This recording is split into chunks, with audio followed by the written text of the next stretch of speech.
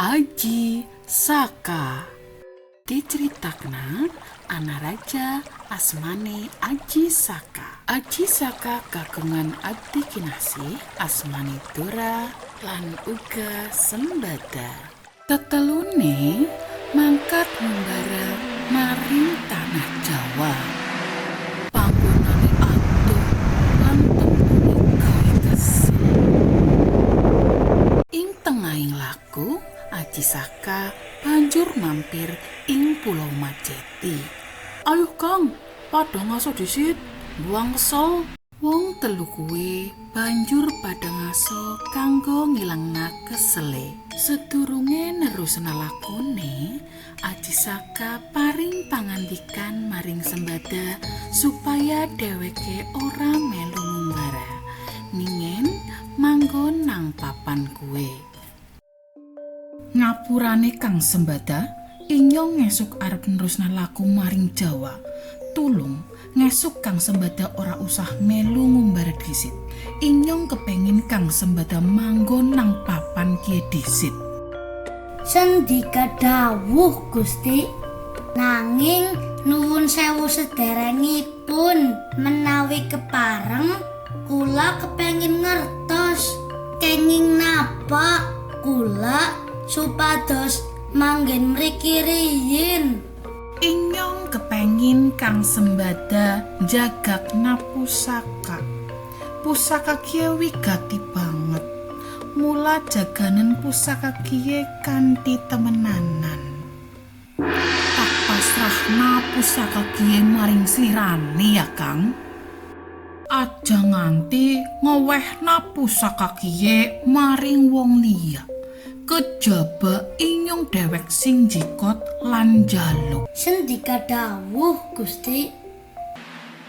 Aji Saka lan Dora banjur nerusna lakune maring Pulau Jawa. Sawetara Sembada ditinggal nang Pulau Majeti. Ing pungkasan Aji Saka lan Dora gutul ing Medang Kamulan, sawijining panggonan ing tlatah Jawa. Tekane Aji Saka ditampakan di bunga dening masyarakat. "Prabu Aji Saka, niki kula gadah pisang, mangga pilih badhe ngersakaken." "Elah Mbak Yu, kok malah dados ngrepoti? Matur nuwun sanget Mbak Yu." Sedawane nang Medang Kamulan, Aji Saka manggon nang daleme Mbok Randa. Dheweke wis dianggep kaya putrane. Dene Aji Saka uga nganggep Mbok Randa wis kaya biyunge. Sawijining dina Mbok Randa keton sedih lan bunek. "Wonten apa, Mbok? Ketingalipun saweg sedih?" "Ora le, simbang mung lagi kepikiran rajane dhewek, Prabu Dewata Cengkar sing tumindake sembrana lan wengis. Rakyat uripe dadi ora jenjem lan tansah was-was." "Ampun ajri Mbok, ngenjing kula nyobi sowan Prabu Dewata Cengkar. Kula cobi rampungaken perkawis menika." Esuke Aji Saka sowan maring Dewata Cengkar. "Sapa kowe? Kandel-kandele maring ngene?" "Kula Aji Saka, Prabu. Kula suwun Prabu Dewata Cengkar mboten ganggu warga malih. Kangge gantosipun kula aturaken raga kula kagem Sang Prabu." "Nembe kiye ana wong sing masrahan awake dewat maring inyong, kendel pisan." "Ampun bingah rumiyin Prabu, kula ugi gadah syarat. Kula nyuwun siti wiyaripun sepanjanging mori ingkang kula bekta lan ingkang ukur kedah Sang Prabu piyambak." "Kowe tok? Ya, tak sakui."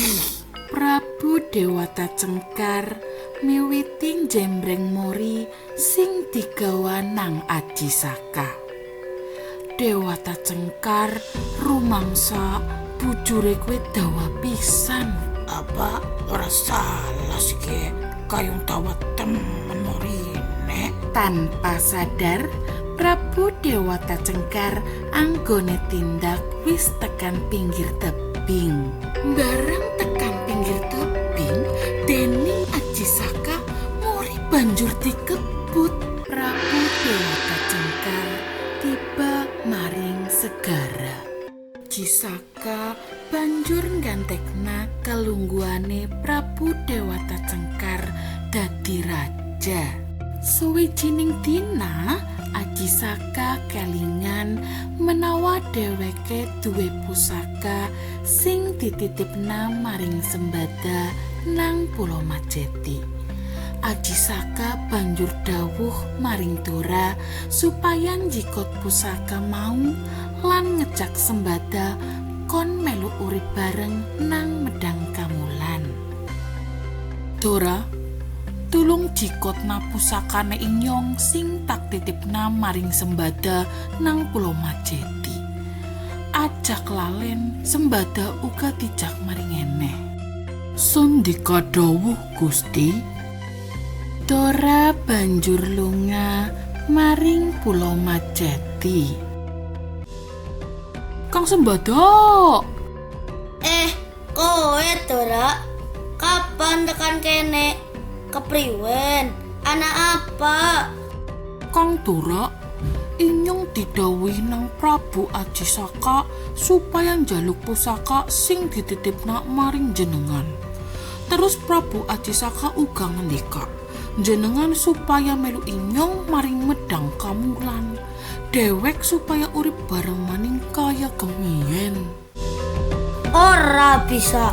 Inyong didhawuhi nang Sang Prabu kon aja ngawehna pusaka kiye maring sapa bae. Kejaba Sang Prabu dewek sing mundhut. Lho, jenengan ora percaya maring Inyong, Kang? Inyong ora gawe-gawe, Kang. Dia dawuh langsung sekang Sang Prabu, Kang. Inyong uga oli dawuh langsung supaya jaga pusaka kiye lan ora kena ngawehna maring sapa bae.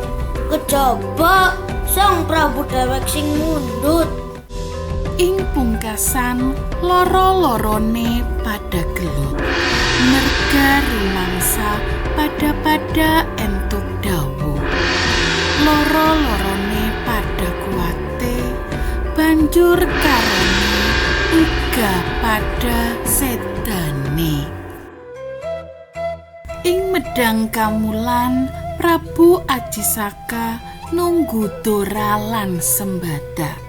Lorone ora tekan-tekan.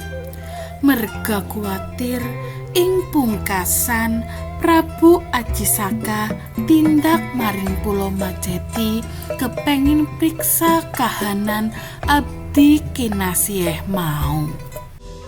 Tekan Pulo Majeti, Prabu Aji Saka priksa kahanan abdine wis pada seda. Prabu Aji Saka keton sedih. Kanggo ngenang abdine loro sing setya kuwe, Aji Saka banjur gawe tulisan sing isine Hana Caraka, tegese ana utusan. Data Sawala, tegese pada memungsuan.